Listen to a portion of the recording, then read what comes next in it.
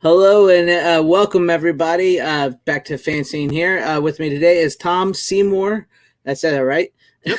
Yep. Director of VHS Massacre and VHS Massacre 2. I'd say you're an independent filmmaker, right? Oh yeah, yeah. I Yeah, think primarily, yeah. yeah. So welcome. Glad to have you on the channel today. How you been? Great, man. Yeah, thanks for having me. I'm a big fan of your YouTube channel, subscribed and all that. Yeah, Thank I you. appreciate the recent love you gave to VHS Massacre too. That was like a real treat, man. So I appreciate That was being on. good. I mean, I honestly, I apologize. I still have not seen the first one yet, but I know it's free on Tubi. So Oh anybody, yeah. and it's available on Blu-ray too. The second one, which I Yep. suggest picking that up. It's really good. But I'd never heard of it before for whatever reason. I'm usually in the know stuff like this because that's like what I love, you know. Hmm. And when I can't even remember how I found out about it. And actually, it was because you followed me on Instagram. That's how I found out about it. Oh, cool. Yeah, and then I bought it, and it was such a good documentary, and it's a lot of stuff in it, like what I cover here on my channel, you know, about physical media and the death of it. Or well, I really don't think it's dying much anymore, but you know. Yeah, it's it's going through a Bit of a resurgence. yeah, absolutely. Yeah, Yeah, it's weird things happening. Resurgence and standard definition DVDs is booming, and there's all sorts of very interesting things happen. So it's like, yeah, not dying at all. Not in more than just a collector's market, you know. So yeah, yeah, still going pretty strong. yeah. I mean, like you said, DVDs are like still the number one selling form of disc physical media wise. Yeah, that was a surprise, and that Yeah, happened essentially during the last year or two. You know. yeah, yeah, yeah. So, how did these ideals for these documentaries, you know, how'd they come to you? How'd you, you know?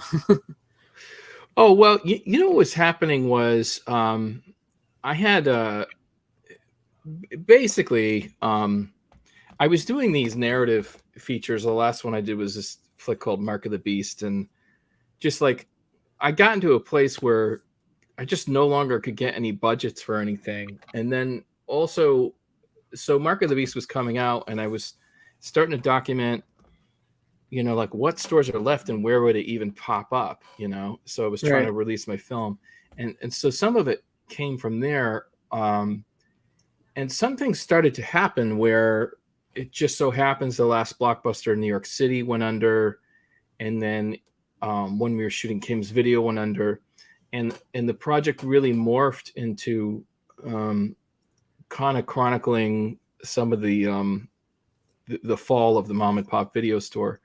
So I think that's where it came from, and then just a deep love for hunting for videos and collecting VHS and stuff like that.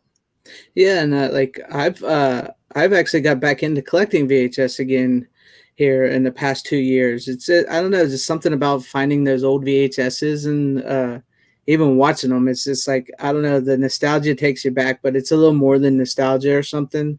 You know what I'm saying? Yeah. Yeah, I Yeah. mean, there's a lot to it. Like one of it's almost like archival, right? Because Right. you find a weird video, and sometimes there's like commercials on it, and you're like, holy crap! Like you Yeah. watch these old commercials, and it's just you're transported in, and even old movie trailers to maybe direct to video stuff that just barely anyone had seen. You know, it can be a real treat to just hit a thrift store and pick up a handful of tapes and just I watch tell them. you, man, I didn't think I could get much of like a buzz off of it, but I started doing it, like I said, like 2 years ago. I just bought like stacks and stacks and stacks of because I had to get rid of some of them because I overdid it a little bit. But yeah, there's something about it, just like when you do it, and then like on top of that, I'm collecting Blu-rays and DVDs and 4Ks, and it's just like just so much, so many titles and so many greatness I keep finding out there. And that's like your documentary is one of them, and I'm so glad to get that on Blu-ray. And have you thought about doing a part three with everything that's sort of going on with where streaming's at today? Because they're kind of getting the what Blockbuster did to mom and pops, and then what Netflix did to Blockbuster, and now the other streaming services and stuff are sort of doing to Netflix. Yeah, yeah, it's all kind of being cannibalized, right? Yeah, It's just like really dirty infighting and all this stuff. And You know what, I did think about it a lot, and I had a bunch of kind of false starts that didn't go anywhere. I have some interviews. I have a Lloyd Kaufman interview. I have a John Brendan from Last Drive-In interview. Yeah. But the truth is, I could not come up with a real story. And so it's going to be a thing. I either have to wait a few years and kind of let the landscape, see the landscape of the streaming, because I don't want to repeat too much. But I will say in the last few years, the resurgence of DVD and the sort of, it looks like the start of the decline of some of the major streaming sites. It does. That's like that. Yeah, I've been kind of chronicling that here on my channel too, because not that streaming can't be beneficial. I do believe it can be beneficial, but like in your documentary, how they like used the independent filmmakers and films to sort of start building out their catalog and then just throwing them away, and then using the old studio template with what they're doing now, and then like they had this like, because of everything that happened, they got real big real quick, and then all of a sudden now it started sort of imploding in on itself. Yeah. And like the boutique Blu-ray collectors and stuff like myself and everything, I've noticed there's so many titles. Like even I just covered Kino Lorber has made a huge deal with Paramount for 65 new titles coming out on their label. So it's like they're getting these titles, and some of them aren't going to be streaming. So yeah, it's amazing. And there's definitely demand for it. There's a company I work with called MVD Group, and they released some really interesting things. I think they did a 4K RoboCop, and Arrow really, Films. Oh, was that Arrow? Okay, that was Arrow. But companies like Arrow and MVD, they'll do some actually really high-end movies that you wouldn't think that they would do, but it's just sort of like seems like the major studios have kind of segued out of the physical market a bit, and so these other smaller companies can pick up the job. Yeah, it's because they're so focused on streaming, and that they don't really like, it's a more cost effective or whatever to them, so they don't really put them out. So you got all these great labels picking up all these movies that like maybe we grew up on, like on Monster Vision or Rhonda Shear and Gilbert Gottfried on USA Up All Night. And stuff like that, and like these, it's just so great. And speaking of MBD, I heard that they were possibly going to be doing a what is it, Toxic Avenger 4K or something like that. Oh yeah, do you know anything about that? It makes sense. I think MBD, if I'm correct, I think they handle some of the manufacturing for Troma Entertainment. But sometimes they sort of do this dual release. So like, MVD will do a release alongside Troma Direct, so that would, I haven't heard anything specifically about it, but I have noticed that from time to time, you'll see MVD will carry some of the same titles as Troma Direct. Like they did this thing called the Sexy Box, and that was like, I think Not Stuck on You, Squeeze Play, and a couple of the Troma flicks, So there's interesting relationships there, I think, between Troma and MVD. Yeah, that's pretty cool. And that's like I'm saying, there's like another like part of it is like now Troma has their own streaming, Troma Now. So now they have streaming. And I gotta tell you, I know I'm a huge fan of Troma, and Troma puts out my movies, so I'm clearly biased, but I love Troma Now. Troma Now is they'd probably kill me for saying this, but Troma Now is kind of like a thrift store or a mom and pop, because when you go on there, there's just like 1,000 movies, and you kind of dig through, but you find the craziest stuff on there. And so I really enjoy Troma Now. And the truth is, this probably happens to you too. It's like you go on Netflix or Prime and you're just rooting around for like 10, 15 minutes. You don't find anything. Every time I go on Troma Now, I will 100% watch something, and I don't exactly, so I think Troma Now is great, and it's like $4.99. I think it's really cheap. That's why like I said, like Troma Now or Full Moon Features and Shudder, I really spend more time on those than I do like Netflix or any of them. Nothing against the mainstream stuff. I mean, it's good mostly in the past, not so much nowadays. But like you go in, like you said, from an hour, Full Moon Features or Shudder, and you keep finding these gems of movies that you've never seen, or like independent creators that are making something that's so crazy and outside the box that it's like you got to see this movie. And the cover, like the pictures they have for that, are so much better. It's like the VHS cover arts and stuff, like you said, like a mom and pop. Yeah. So. Well, if you know, for people like us that are into genre film and strange film, and if you look through, you know, Shudder's pretty strong. But or Arrow, I had Arrow for like 6 months, streaming, and there's an aesthetic difference because you're going through the whole history of film. So if you're, you know, if you're into like 70s Italian horror, you can go through and there's a real uniqueness, and or the shot on video films of like the early 90s and stuff like that. And like it's sort of like the AV nerds delight to go through that stuff. Yeah. But things like Disney Plus or Netflix, I mean, it all looks like they shot with the red camera. They look lit exactly the same. There's no grain on anything. It just, everything looks like it's like came out of the same sausage factory, and it just gets really lame where I'll see something and I won't even want to watch it because it just looks so electronic and pristine. Exactly. And I'm not interested. Yeah. It just feels like content. It doesn't feel like entertainment. It just feels like process. It's just like process, you know, just, I don't know how to say it. It's I mean, like some people talk wokeness, some people talk this. It's just like, it's like all processed corporate content that just, it doesn't scream entertaining at all. No, it's a lot of it is just soulless. It just absolutely has no, you know, I mean, it's so, the stuff is so mundane that you really question, you start to question the value of films altogether. And that's like a really bad place to be. So I kind of like don't, you know, Netflix and is Disney Plus, like, you know, it's probably not a good thing to even have those services because it really makes you depressed for the state of filmmaking. It makes you question whether films matter at all.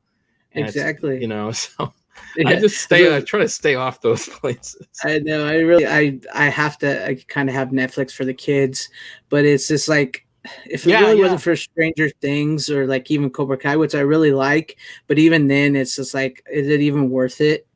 No, you know? I agree. Like I have my daughter's almost 3, so I have Disney Plus, and I will for the next 15 years, and and I have Netflix and all that stuff, and it's like other people use it in the house and stuff like that. So it's like I'm gonna have those, but I'm not. I really don't want them. Yeah, exactly. It's like I really don't want them. And they don't, I think it was Sean Phillips. He was in VHS 2, and he's the first person I heard brought up the idea of having the streaming sites have a micro budget category. And so something like Netflix or Shudder would just buy they could buy like 1,000 independent films a year. Yeah. And it would not cost them that much. It cost them as much as like one Netflix film, right? And they could carry some films with some character that were made, just watching them, there's a story behind them, so but they won't do that, and Netflix essentially was started on the backs of independent filmmakers, and it's just sad. When I was watching that documentary and I was hearing like what they did, like I can't remember the guy that you talked to. But it was like J.R. Bookwalter, and he was just like, they bought it all up, and then they kind of just took him off their service and didn't even tell him, and kind of just cut him out. Yeah, and I was like, that's kind of a dick move to do to somebody. Yeah, it's crazy. Yeah, and Prime is also guilty of that, and possibly even in a worse way, just because they would they wouldn't talk to distributors. So if it was like Full Moon or Maverick or Trauma or his company Tempe, they would just like delete, like, let's say there's someone had 100 film catalog, they delete like 20 films, right? with no ability to reload or even like a proper description of why they didn't want him there. It was some vague community standards thing that didn't hold any weight if you compared one film that is still on there to a film that wasn't. And you just realize that they don't give a crap. Like, it's, Yeah. pretty sad. It is, and that's why I'm glad like there is now like Trauma Now and like it's Full Moon Features in them and stuff that will pick those up and showcase them and stuff for especially like people like me. It's just I find something new just about every day. Yeah. And it's just fun. And like I said, I really hope you do eventually do like a third one down the line. I don't, like you said, I don't want you to repeat yourself or anything, but I think what's going on right now will give you some material, especially with like the 2 million subscribers are expected to be lost from Netflix, and like the sort of resurgence of the physical media, and like the Joe Bob thing at the end of the documentary when he said he'll never do another Monster Vision type show. And then look at now, we're on like a season 3 of The Last Drive-In. Yeah. No, that was kind of amazing. And we interviewed him at a time where he really didn't like. He's always a prolific guy. Like, he's writing books and he's writing articles, but he didn't really have anything going on with TV. So we caught him at that moment, and I think his perspective was more like he didn't see the streaming sites as they were as actually being interested in what he did, like essentially like an interstitial program where it's like there's a intro and then you're playing a movie and then like so, but it's so wonderful, like it's so awesome. It is. And I go back to like I think about that because it wasn't technically always the movie that he was showing, or like any other host like that. It's like we really dig the segments in between, and it doesn't matter that you're interrupting the movie because it was always so fascinating to hear him talk and what the host had to say and what they were doing in between. It was just, that was what was really the best part about that time and stuff. So it's really cool that they're doing that now, even like on streaming. Yeah, and it works surprisingly well. I think because you don't have commercials, so it's a welcomed little oasis from the film. And a lot of these films, I mean, like, well, most of these films we have all seen. It's just all about the social aspect of watching them with the Last Drive-In gang, Yeah, that's cool, and it's a good time. It's always a fun time, And I was like I said in my review of your VHS, what's Massacre for Two is like when they had Svengoolie on there. I was talking to everybody, and everybody was just looking at me like I was stupid. Like, yeah, who the heck is Svengoolie and Joe Bob? Like, why should I care? And I'm like, oh my gosh, how do I even know you people? Yeah, how do you not know at least the references? Exactly. But that's crazy.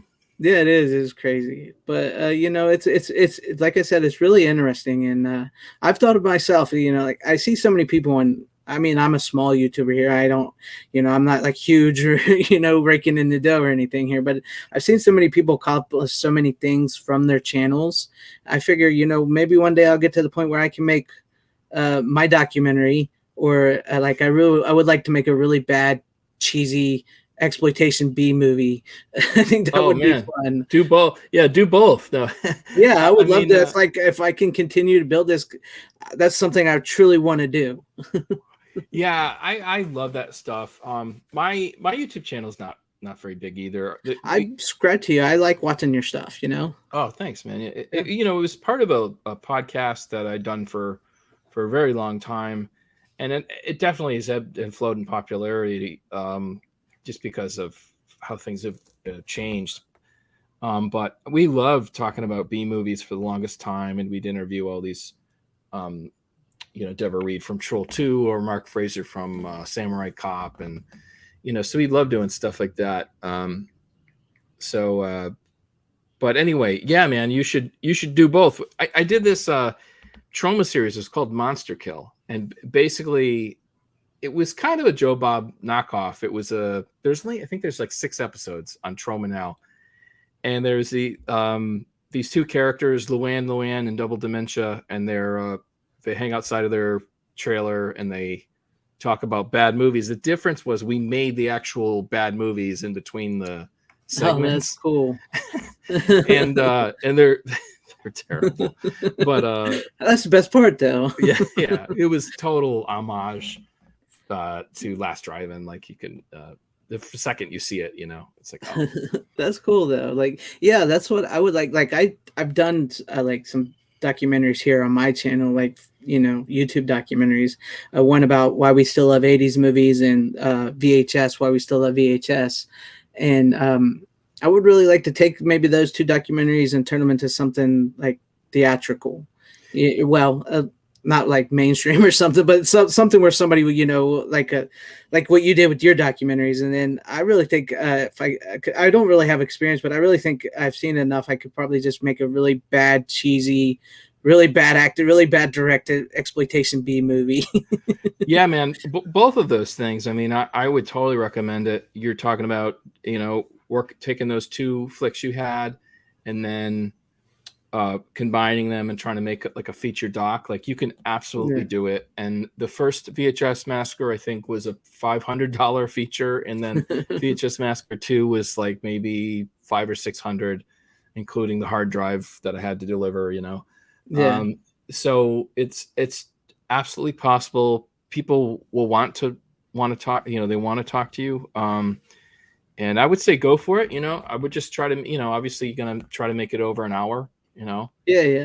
If you get it, I think mine tend to be between 70 and 80 minutes. I think this last one was 76 or something, 75. Yeah, 79, I think, maybe. So like, that's a pretty good runtime. And then, from there you make it as good as you can, and hit the festivals, and then you can look at distributors, and you have a decent shot. I mean, people like this stuff, and yeah, that's what I would like to try. I mean, I definitely would have to get the cameras and people together and all that. But I think I could do it. I'm just trying to build up a little bit of an audience here and stuff, and then maybe go from there. My 80s documentary is done really well on here on my channel. So it's like, it's been taken off here lately. So that's pretty cool. Yeah. And then like this guy, Vanaspur Studios right here, he's making a documentary right now on Dookie Fleischwater. Dude's awesome. So that's going to be a crazy one. That's very much in the vein of like what we like. Oh, yeah. So that's exciting. It just sounds fun, and that's something I want to do. And it's just I love digging into like what's going on with physical media and streaming and everything, and just like watching and talking to people like you guys, because like it amazes me. Like I did a review on your movie, now I'm talking to you. So like that's really cool. I think that is really, really cool. And I know some people that they're like wanting to get to like the big stars, big directors. Like this is the type of people you want to talk to right here. Tom is the type of people, because they're in the trenches. You guys are like making these cool independent films, and like it's just so cool, Thanks, man. No, I feel the same way. And I like I was I friended you on Instagram because I think I was trying to build my brand. That's the one thing I'm trying to do. Because yeah, cause I talked to Lloyd about that, and Lloyd Kaufman from Troma, he's like, yeah, modern filmmaker, you really have to brand build. So I think I was looking at subscribing to people like FanZcene and VHS type stuff, and so I probably friended you there. But the fact that you reached out to me is like, it's awesome, man, because I have absolutely no idea the reach of these films. I mean, I have some indicators. I mean, they apparently the films have done well, but I'm really isolated. I can't, I don't necessarily have data to exactly see how many people have seen this, because if it's streaming on Prime, it's like God knows how many people saw it. Yeah. But, right. No, but it's always a pleasure to talk with fellow creators and filmmakers and stuff like that. And man, you should absolutely do something, do a doc, whatever you like. I want to do it. I really want to do it. I don't know how to go about doing it is the thing at the moment in time, but I figure I'll start learning soon. And I'll figure it all out, and hopefully, I can bring my audience that I've built here. Like you said, it's all about branding. I've been trying to brand this, and you can call me Greg, by the way. My name's Greg.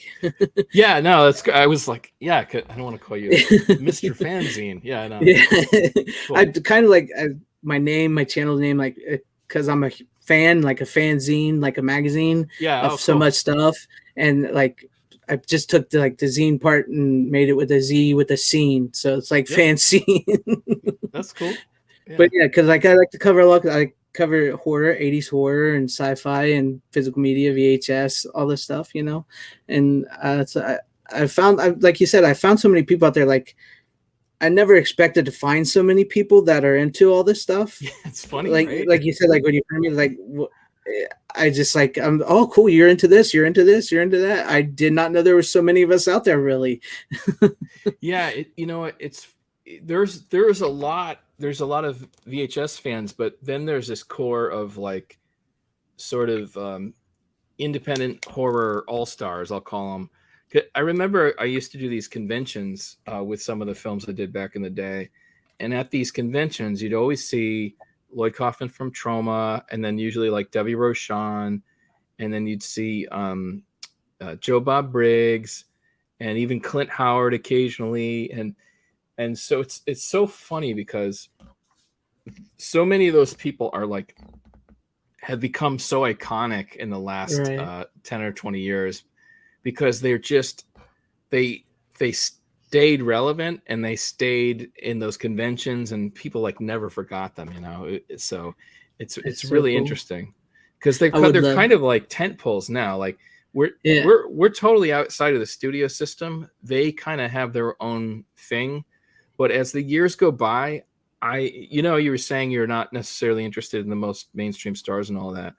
I actually look at that stuff, and some of that stuff I find pretty repellent. Like I'm not interested in that at all. And I do kind of feel like the cool kids are some of the horror, and indie filmmakers and stuff like that, It's like, do you know who Chris Gore is?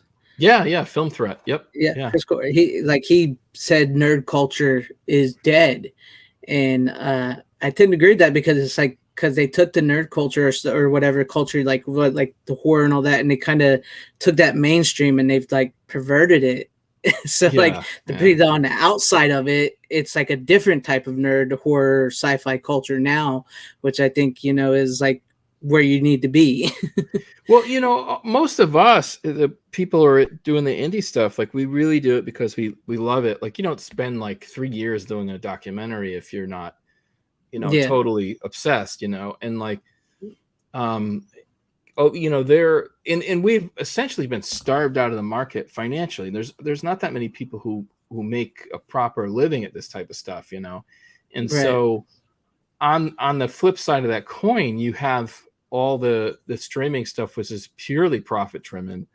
And that's what Roger Corman always said, that film is a compromised art form because it's half artistic and then it's half commerce, but the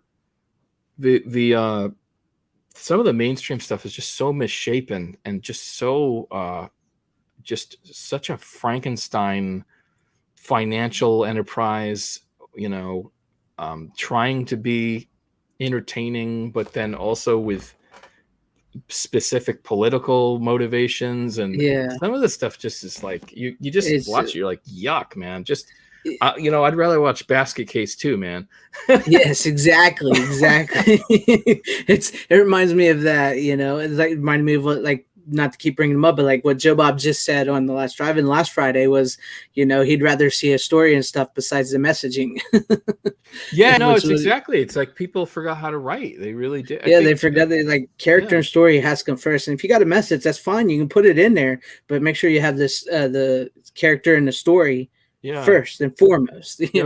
Romero was so good at that stuff. Oh man, he did it so well. Like with the consumerism with Dawn of the Dead and all that. No, I mean it can be done really well. When it's done well, it's the best thing ever. When it's like I've like my one friend says, he says, because people talk about woke, he says, I'll watch your woke bullshit as long as you have good story and character. Right. Yeah, It doesn't matter. I mean, if that's who you are and that's your message you want, that's fine. But at least make the story and character first. Yeah. It can't be all like a some kind of lesson. It's like it Yeah. ends up feeling like some like twisted afternoon. What do they call that? The Afternoon specials. Yeah, After school specials. After school specials. Yeah, Yeah. after a while, it's like I get it. Yeah. It's like I agree with most of this stuff, but can I just watch a fucking normal movie? I know there's sometimes like I just want to see some boobs and stuff. Come on, get on with this. Yeah, there's gotta be. It used to be the rating, even though the MPAA sucks and I hate them, but at least the MPAA was sort of a thing where it was like, if you're gonna see an R movie or even an X movie back in the 70s or whatever, but if you're gonna see an R movie, it was just like a barrier where it was like, fuck you, this is R. It's like, if you're gonna buy a ticket to an R movie, there's gonna be some fucked up things, and that's what the R means, Right. And then if it's like X, then you're like, or what was it, Midnight Cowboy or whatever, like you're gonna see some crazy shit there. So just don't. So, but now it's the streaming sites, they essentially all want to be like network television, which is really lame. Like they all want to be like very like sort of CBS, NBC, ABC, the original networks had these sort of self-regulating standards where they couldn't say this word, they couldn't do this, they couldn't do that. Yeah. And it's so funny because Netflix and Prime and all those places seem to be running towards that template, like everything they have to do. Which is weird because it's like you would think that's one of the things that pisses me off about them too. Is like you're paying for the streaming services for their entertainment, and okay, so that means you can go a little further, you can be a little more edgy, and yet you're still doing like censoring yourself from network TV type stuff.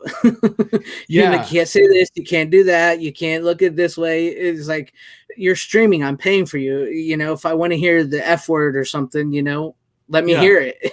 Yep. And there's a few people who sneak through. That's not to say they don't have fucked up stuff. Like I was on Hulu and I was watching The House That Jack Built, Lars von Trier, that came on. Right. I was like, yeah. I heard about that. I got it. I was like, oh man, I've been wanting to see this. So I played it and I'm like, dude, this movie is super fucked up. But I'm like, it takes someone like Lars von Trier to sneak onto Hulu, right. Like one of the top directors of the world in that sort of whatever you want to call him, like the new shock or whatever. Yeah, the shock genre or whatever.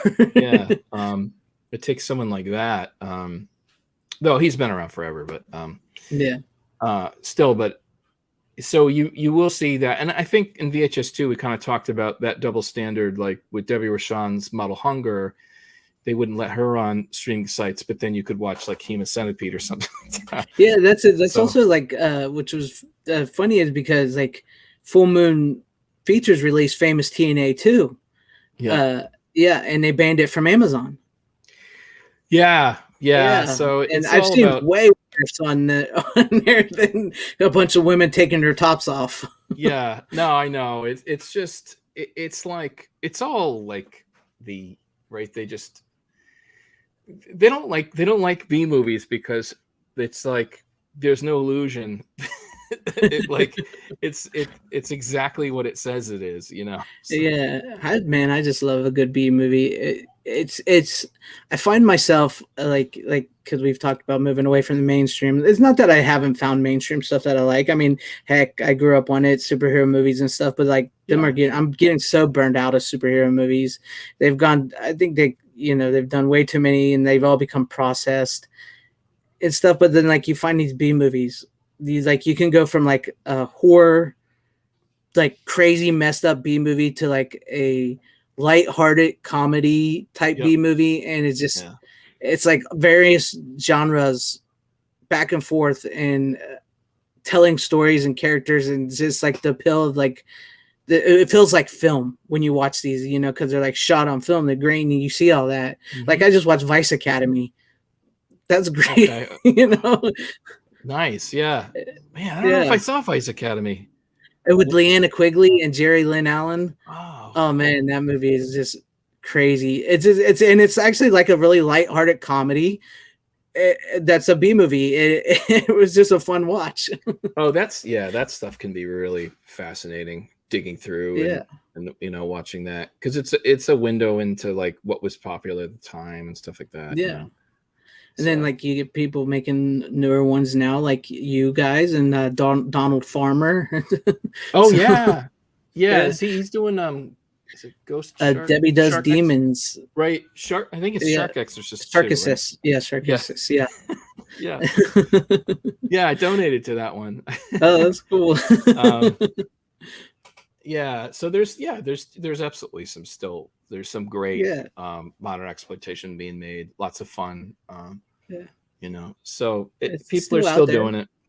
Yeah, at least they're doing it because they love it. That's Yeah, the difference. yeah. I mean, so screw the streaming services. They're keeping it from you guys. You just go out there and reach out, and you'll find them. Like, reach out to Tom. Reach out to there are people everywhere. That's just like you can find that stuff still. Yeah, I don't know the magic bullet to uh, profitability. I don't think there is one for indies. Yeah. It's very hard to do. I aligned with Trauma because I grew up. Those are some of my favorite movies ever, and basically it was like for me it was I made VHS Massacre for Trauma. It was like I want to make this and I want to give this to you because I loved Trauma that much and I thought they were that Right. important. And so it can help to align yourself. It can help to align yourself with a distributor for sure. Yeah. But also That's pretty cool, though. MVD is really good too. If you finish a feature length project, because MVD will, I think they take 30% and they give you 70%. So they're That's very cool.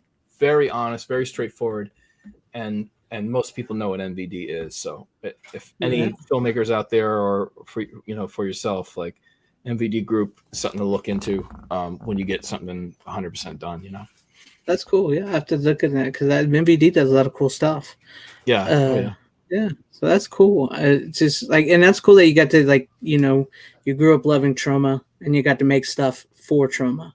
So that's pretty cool. Because like one day I would love to talk to Lloyd Kaufman and all like most of the people you talk to, like Lloyd Kaufman, James Rolfe, Joe Bob Briggs. I would love to talk to those people one day. Yeah, they're pretty accessible. I will say I have to thank Debbie Rochon. Oh yeah, her on both of those films because she helped produce and she's great at that stuff, like potentially wrangling interviews and stuff like that. So Debbie is like a rock star, man. So shout out to Debbie Rochon. Yeah. So she's definitely worth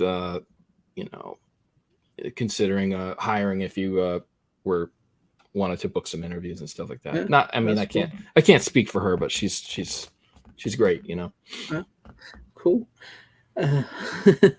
But yeah, I don't know where to go to now. Yeah, well, I mean, the Blu-ray VHS Massacre 2 Bluray is out. So you can buy it now. You can get that now. The first one, which is kind of exciting, the Blu-ray is almost sold out, and because it's been out for a long time now, and they're pretty. I think it's all out on Amazon and most of the major retailers. I think maybe there's a few copies at Trauma Direct, but it's pretty much done. You can still watch it on Prime and Tubi, the first one. But get VH, not you specifically, but for listeners out there, get VHS 1, while they're still around. I don't know if they'll do another run. I don't know how it works, but well, I figure if they're popular enough, they'll give you another run of it. Yeah, maybe they'll do a set. That could be cool. That would be cool. A nice little box set of 1 and 2. Like I said, I really do hope you do a part 3 eventually, because I think you're getting enough stuff going on today right now with what's going on to maybe make a third one. Yeah, I think it's possible. I definitely do. I think maybe let it simmer for another year, and Yeah, see how it all plays out. Yeah, yeah. But I have Yeah, a 'cause you title. never I know. have a title if I were to ever do it, and it's just VHS Massacre free instead of 3. There And then you go. That sounds cool. uh, so we'll see. The truth shall set you free. Right. There you go. But yeah, it's been good talking to you and everything. And you know, I put your channel in the chat. Sometimes, you know, you may not get a huge audience right off the bat, but then people will come back and see this. So hopefully they'll come back and check you out and sub to you guys. And all that good stuff. Yeah. Yeah. Well, thanks again, man. This was a delight, and you know, reach out to any time if you're if you I don't know if I can help in any way. Yeah, well, I will try. I will. It's like I kind of want to build up a little bit, you know, my brand, my audience and stuff, and then maybe I don't know. I'll figure something out because I know a few people here and there. Like now I know you, and I know what's his name. I can't think of his name right now, but I've known some people. I've gotten to know some people, and like I reach out to them, and maybe we'll figure something out. Yeah. Yeah, but it'd be cool because I think I could, and then I would like to start with the documentary, and then I would love to go into making a really just a. I know that I keep saying that, but I think if you just make a really bad cheesy B exploitation movie, it would be really cool, really fun.